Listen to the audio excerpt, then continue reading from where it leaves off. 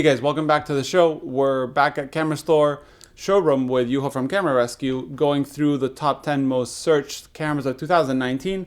This time we have a point and shoot. And if you want to hear more, read more, you can go to the Camera Store article. There's a whole video on going through the cameras pretty fast and the list and alternatives. But today we're doing the alternatives to the cameras. This time it's the Olympus MG1 II, which is a 35mm point and shoot camera with a 35mm 2.8 lens. Yeah. So Juho, what do you think about that?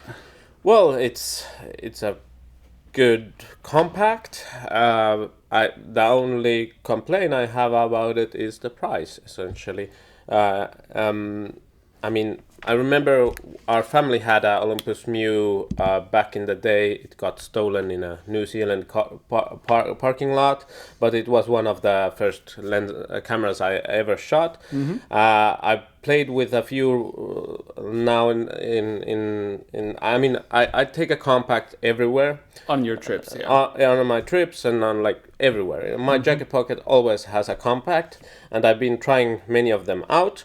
And the MJU II, like a black version, is already going at above 300 euros from reputable sources. And the silver ones are going at around 200 euros, which is more than what it sold for new.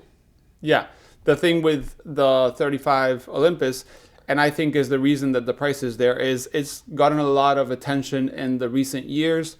They used to be sold in, marketplaces around the world, garage sales for like $5 to $50, and you can still find them. You can still find them, but you remember they're aging. But basically, it started getting a bit more attention. Like, hey, it's a great camera if you can find it for that price. Yeah. And of course, the more the ball starts rolling, people look for it more. That's why it's on the top. It's a number 6 over the Mamiya 7, which is amazing. Yeah. But also, it's an affordable camera still that you can put in your pocket. Shoot, film anytime you want, easy to use. It has a spot meter, and it really has this clamshell weatherproof design that you basically can splash a little bit of rain or a little bit of snow. Yeah. But yeah, I think the price also at 300 is starting to become the limit of what it will get to, because over that we have another camera on the list, but under that and similar to that we have all these other options. Yeah, I mean, there's the pocket compact world essentially was done for families, grannies, like that. It wasn't. There's some models that were made for the high end, but you can find a lot of compact cameras for cheaper than 300 euros. You can have most of them. 99% are cheaper than 300 euros. Yeah.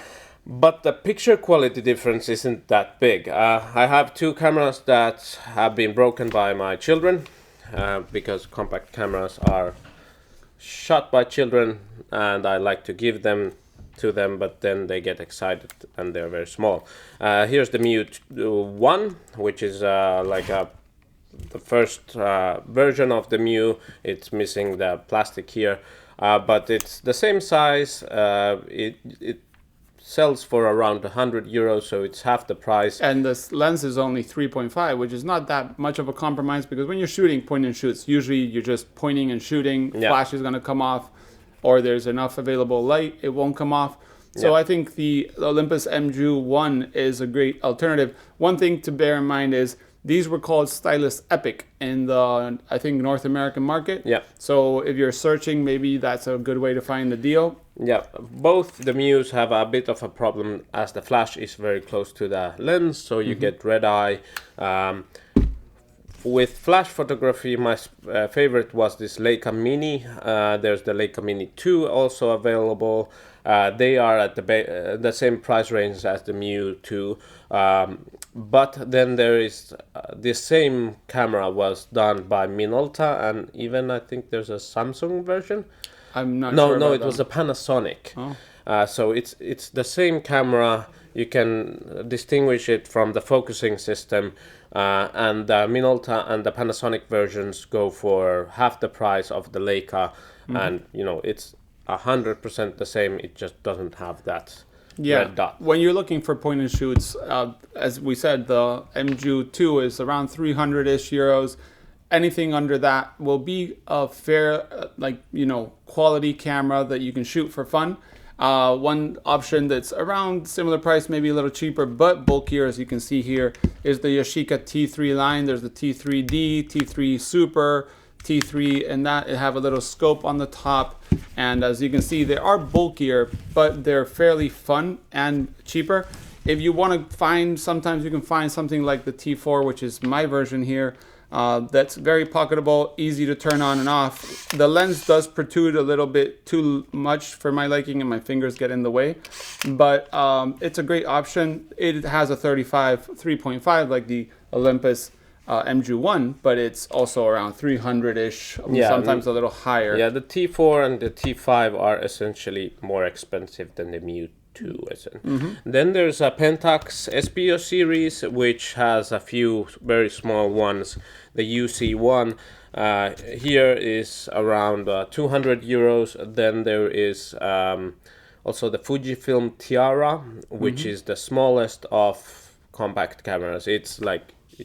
We don't have it, but it's smaller than this. Yeah, and also we can't forget the Konica Big Mini, which is usually sold around 200 if you're looking for a refurbished or checked camera. They can go a little lower if you're on the open market. But the Big Mini is also a very nice little camera. They do break, like all of these are, gonna fail at some point. But to have a camera in your pocket all times, apart from your phone, is great when you're shooting memories with family, trips, or just your daily life. But yeah, the Olympus MJU is probably the most searched, apart from another one on the list, which is the Contacts. But we'll get into that because that's the higher end point and shoots. A few budget tips is that obviously you can find these all around the world constantly. So what you should do is ask around with your neighbors, your family, your friends. There are bound to be some compact camera somewhere lying around that you can get for free, essentially. So that should be your first step into compact cameras. Then if you want to pull out 200 euros or 300 euros to get the nicest ones that we mentioned today, then go for it. Another way to save money is going for the zoom versions. The zoom versions actually cost more than the fixed lens ones when they came out.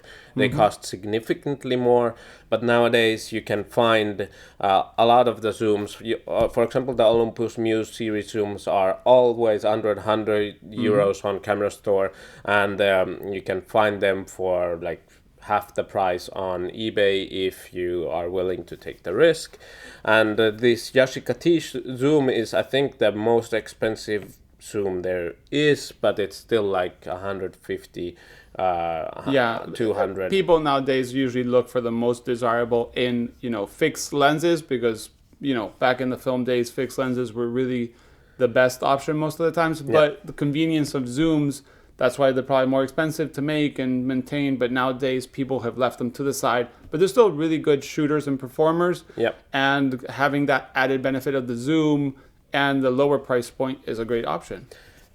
And essentially just look for any major brand, fixed lens, 35, 28, there's 32s and other millimeter. But if you find a fixed lens from any of the major brands, Nikon, Canon, Olympus, Pentax, even Ricoh, and so forth, you are set to go.